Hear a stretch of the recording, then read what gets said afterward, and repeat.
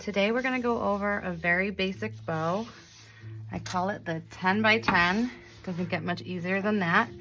So I'm gonna try out this camera angle and you guys can let me know what you think. So what you're gonna need is, I'm using 2.5 inch wired ribbon. Somebody recently mentioned that they are in a stripes phase. So we're using this nice striped ribbon from Michaels. It's pretty much, I think it's available year round.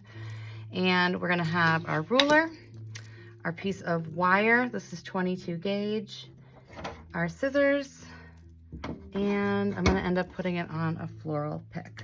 Okay, so to start, not all bows need to be big, giant, loopy bows. Sometimes less can be more. So I'm gonna measure out 10 inches, okay, and then I'm gonna pleat. So I'm gonna like pinch it, okay?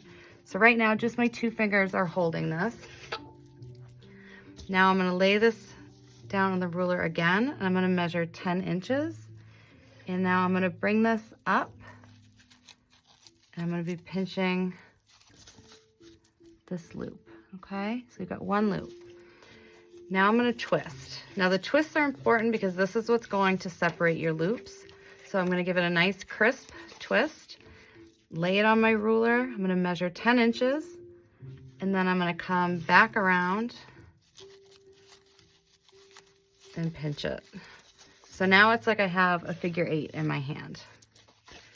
And I know learning to do bows is kind of confusing. I think it's hard to explain and it's not always easy to pick up. So this is just something, this is a good one to practice on. Okay, so now I put my loop together and I twisted it. I'm gonna measure 10 inches and I'm going to go back behind that loop and pinch. So right now I have all 3 loops. If you know me, my wrists and hands do not love this. So this is a good one if you can go quick. Now I'm gonna measure 20 inches. So I'm gonna do 10, 10, and I'm doing this 20-inch loop because I'm going to cut it up and it's gonna be tails. Okay, and now I'm gonna measure my final 10 inches and give it a cut.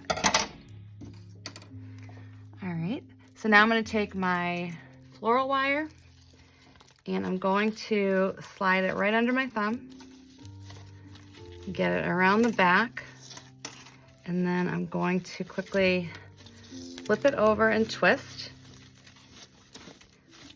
I'm sure you could use zip ties too if, you know, again, like the gripping is a struggle. So I try and use floral wire when I can, unless it's like a really bulky bow. Okay, so now the next step is we are going to cut this tail in half. And now we're gonna go around and dovetail. So dovetailing is just a nice polished way of finishing your ribbon ends. So what I'm gonna do is I'm going to fold it in half, and then I'm gonna cut upward at an angle without cutting a finger off. Okay, so it takes this out, and then it leaves this nice polished piece. So we're gonna go and we're gonna do that to each of our tails. So we're folding it, the open edges are facing me, and with my scissors, I'm going to go up at a diagonal cut. And let's just do the last 2. So this is a bow that I've used on a lot of different wreaths. Again, not everybody loves like the big bows. Sometimes, you know, people want something more minimalistic or just simple.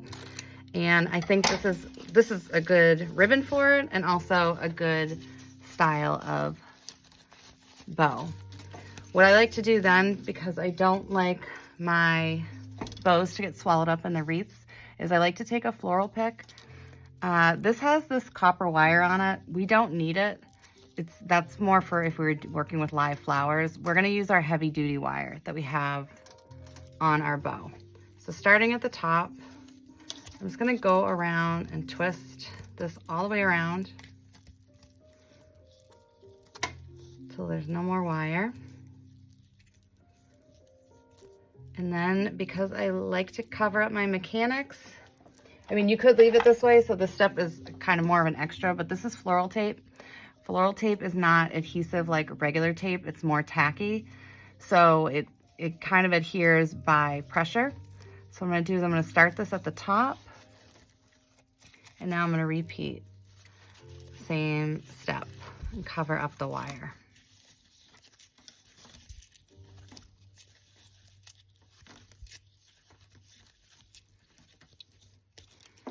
All right, and she is done, and my next tutorial, I am going to use her so we can chat about this bow a little bit more. All right, guys, thanks for watching.